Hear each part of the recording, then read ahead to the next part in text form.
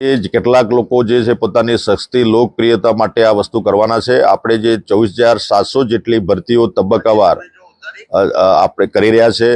આપણે જે સિસ્ટમ જે છે પોર્ટલ પર આપણી પારદર્શક ભરતીઓ કરી રહ્યા છે. એટલે પોર્ટલ પર જેની વ્યવસ્થા છે, આપણે 11-12ની અત્યારે મેરિટ યાદી કમ્પ્લીટ થઈ ગઈ છે. એચમેટના આચાર્યોની ભરતી ઓલરેડી ઓર્ડરો આપવાની શરૂઆત થઈ ગઈ છે અને ટાટ માધ્યમિકની અત્યારે શરૂઆત છે. ટેટ 2 6 થી 8ની એની પણ શરૂઆત થઈ ગઈ છે. એક સાથે આ ભરતીઓ આવી છે એટલે થોડો સમયમાં વિલંબ થયો છે, પણ આપણી પારદર્શક ભરતી જે ચાલુ છે એટલે આ થોડી જે વિલંબ થયો છે. બાકી કોઈ પ્રશ્ન ઉપસ્થિત થવાનો નથી. 24,700ની જે ભરતી છે પહેલા ધોરણથી લઈને 12મા ધોરણ સુધી અને અન્ય માધ્યમની પણ 1852 જગ્યાઓ છે. એ તમામ ભરતીઓ આ એક મહિનામાં આપણે મિત્રો પૂરી કરવાના છે એટલે કોઈ પ્રશ્ન ઉપસ્થિત થવાનો નથી. હા, થોડો વિલંબ થયો છે, વાત સાચી છે. બાકી એ ભરતીઓ સમયસર પૂર્ણ થવાની છે. પારદર્શક ઓનલાઈન ભરતીઓ છે, મેરિટ પ્રમાણે છે એટલે કોઈ એમાં શંકાને સ્થાન નથી.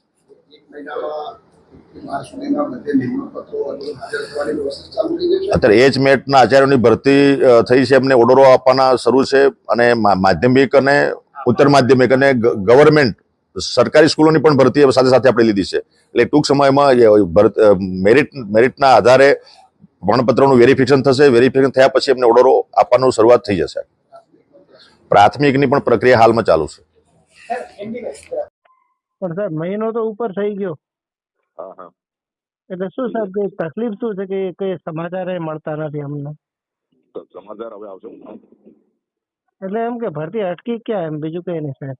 આચારસંહિતા આવી ગુજરાતમાં, ખબર નહીં આપને? નગરપાલિકા ચૂંટણીઓ આવી ગઈ આપણી બધી, એટલે પેન્ડિંગ, એટલે પ્રોસેસ ચાલુ છે. એટલે પછી જાહેરાત થશે આખી મેટ્રિક આવશે એટલે મતલબ સાહેબ 21 તારીખ પછી આવશે એવું? હા, તો પ્રોસેસ અત્યારે તો ના આવે ને ભાઈ. એટલે પ્રોસેસ ચાલુ થઈ ગઈ એટલે પછી ઓટો આખું જનરેટ થશે, બધું મેરિટ આખું જનરેટ થઈ જશે. ઓકે.